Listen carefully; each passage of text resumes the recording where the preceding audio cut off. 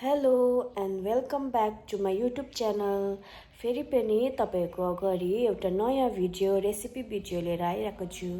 अनि मेरो भिडियो मन पर्यो भने लाइक अनि सब्सक्राइब गरिदिनु होला। हेर्दै गर्नुहोस् मेरो भिडियो। आज चाहिँ म लाफिङको रेसिपी बताउन गइरहेको छु तपाईँहरूलाई। यहाँ चाहिँ मैले मैदा निकालिरहेको छु। अलिकति मैदा छ, किन भन्दाखेरि अलिकति नै बनाउँछु। मैले फर्स्ट टाइम बनाउनु आँटेको, त्यही कारण अलिकति बनाएर नै एकपल्ट ट्राई गर्छु अनि तपाईँलाई देखाउँछु। अनि यहाँ चाहिँ मैले आँटा मुसिसकेको छु मैदा। अनि मैदा चाहिँ बेसी साह्रो होइन, बेसी ढिलो पनि ठिक्कको मुस्नुपर्छ। अनि यसलाई चाहिँ 10-15 मिनटको लागि चाहिँ रेस्टमा राख्नुपर्छ।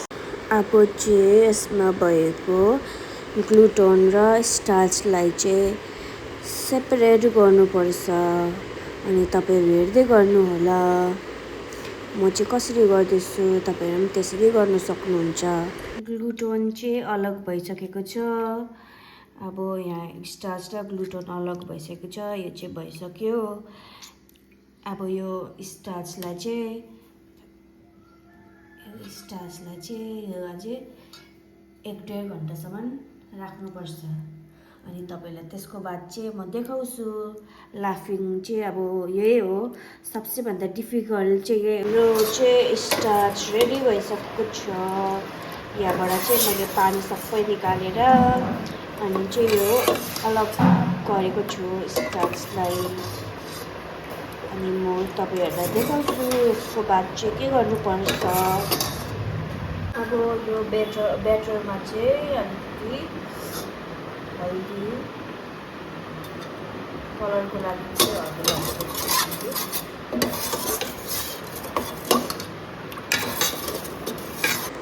र म चाहिँ अब लाफिङको सस ओइल बनाउन गइरहेको छु।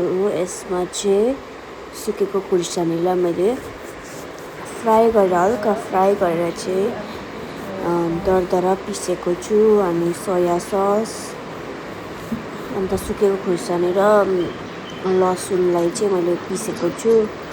अनि चाहिँ यहाँ छ तिल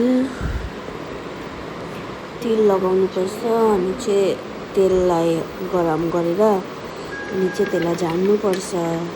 अनि चाहिँ हाम्रो लाफिङको ओइल सस पनि रेडी भइसकेको छ, तपाईँले हेर्न सक्नुहुन्छ।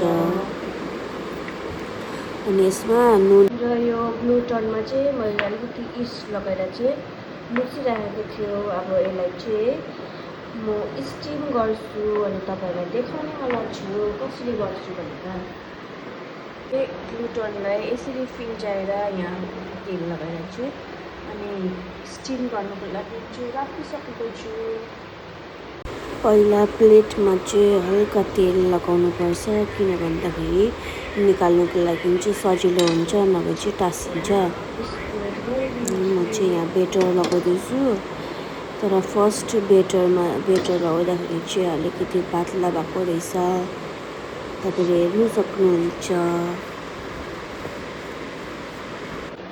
राखिसकेको छु। लाफिङ चाहिँ यस्तो फुटिरहेको छ, किन भन्दाखेरि मेरो यो चाहिँ ब्याटर चाहिँ पातला हाल्छ नि त मैले, अनि त्यही भएर जस्तो भएको छ। एकपल्ट ट्राई गर्छु। मेरो ग्लुटोन पनि स्टिम भइसकेको छ। अनि मैले चाहिँ काटिरहेको छु।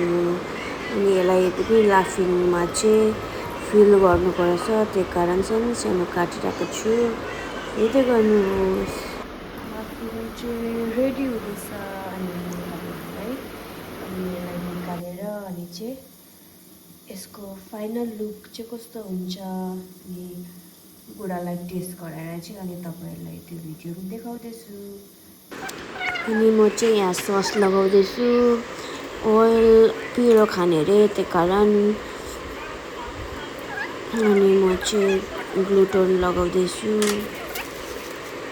म चाहिँ पिस गरेर काटेको थिएँ लगाउनुको लागि। अनि मिमी लगाएँ, अनि चाहिँ फेरि माथिबाट सस लगाएँ। अनि यसलाई चाहिँ पार्दैछु अनि काटेर चाहिँ अनि मेरो हस्बेन्डलाई सर्भ गरिदिएँ। तपाईँले हेर्ने गर्नुहोला कस्तो भएको छ।